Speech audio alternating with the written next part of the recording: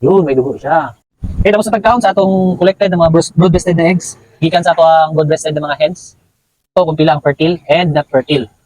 So, nakadere 18 ka eggs. This time, i-check na ta. Good news, dagan tag eggs. Pero this is the bad news. So, 26 days na siya pero wala gyapon siya ay gapakita na naay tao. So, kani pa lang, bad news na ni sa ato. Siyempre, sayang na atong feeding, atong time, effort. Sige lang, importante, healthy ang ato ang mga hens.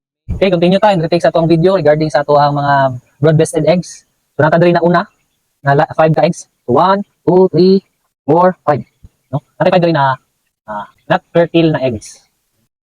Na siya itom, pero wala gid siya nag-develop kaya ang date dire 10 pa. Dapat hatch na ni karon. Wala gid siya. So, nakadere isang dated 11. Kita ninyo, lagi siya dugo. Klaro ba ninyo? Ayan madugo siya. Isa pa lang gid dire ang atong egg na fertile. So, tingnan din nato siya. So, isa, ang isa dira. Dire na. Fertile. So, day 16. Sige po, wala gid siya manifest na naa siya life sa sulod, na iyok, na buhi, na dugo. Wala. Labi na ning 12. So, galihok na action na ni siya og bahok. Yan. Gasayaw iyahang sabaw sa sulod. Same as this one, 13. Wala yun po, no? Yan, uyog siya, uyog mo, uyog tawag na mo. Mabako siya. Sayang. Next, 14. Uyog yapon. 17. So, uyog na po siya. Dili siya fertile. Another 13.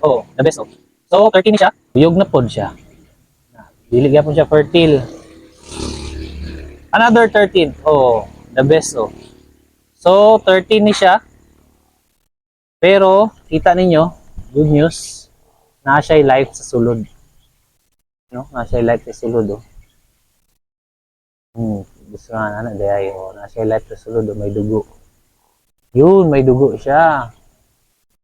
Okay? So, 2 na. Dahil nakuha ang dalawa, ha?